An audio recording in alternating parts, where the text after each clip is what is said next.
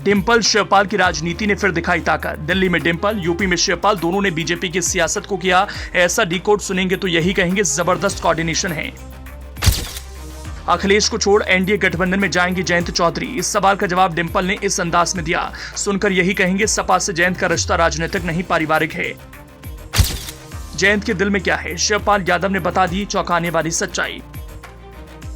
जयंत चौधरी क्या बीजेपी के पाले में जाएंगे? ये एक ऐसा सवाल है जिसका जवाब फिर से ढूंढने का प्रयास होने लगा है। सियासी गलियारों में इस वक्त वही चर्चा फिर से होने लगी है जो चर्चा 3 से 4 महीने पहले हुआ करती थी। तब भी जयंत चौधरी ने कहा था बीजेपी के साथ जाने का कोई प्लान नहीं, लेकिन एक बार फिर से वही मुद्दा खामोशी के बाद चर्चा में आया। लेकिन इस मामले में डिंपल के साथ शिवपाल यादव ने जो दावा किया उसे सुनेंगे तो कहेंगे दोनों ने जयंत के दिल की बात बता दी। जयंत की राजनीति की सच्चाई को सबके सामने रख दिया। जयंत की राजनीति किस तरफ है, क्यों है और क्यों रहना चाहिए, सब कुछ डिंपल और शिवपाल ने खोल कर रख दिया। रालोद मुखिया जयंत चौधरी को लेकर अटकलों का बाजार गर्म है। दरअसल ऐसी चर्चा है कि जयंत चौधरी इंडिया ब्लॉक का दामन छोड़ एनडीए के साथ अपनी नई पारी शुरू कर सकते हैं। इन अटकलों के बीच सपा चीफ अखिलेश यादव की पत्नी और मैनपुरी सांसद डिंपल यादव ने जयंत को लेकर एक बड़ा बयान दिया। उन्होंने कहा, मैं विश्वास नहीं कर सकती कि जयंत चौधरी ऐसा कोई फैसला लेंगे जिससे किसानों को सीधे तौर पर नुकसान होगा।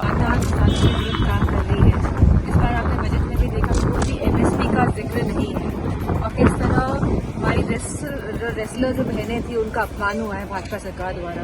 तो मैं नहीं मानती कि जो आरएलडी के जो मौजूदा जो नेता हैं जयंत चौधरी जी जो राज्यसभा मेंबर भी हैं वो इस तरह का कोई कदम उठाएंगे जिससे सीधे किसानों को क्षति हो। डिंपल ने जो बात कही उस बात को एक अलग ही अंदाज में सपा के राष्ट्रीय महासचिव शिवपाल यादव ने दिया।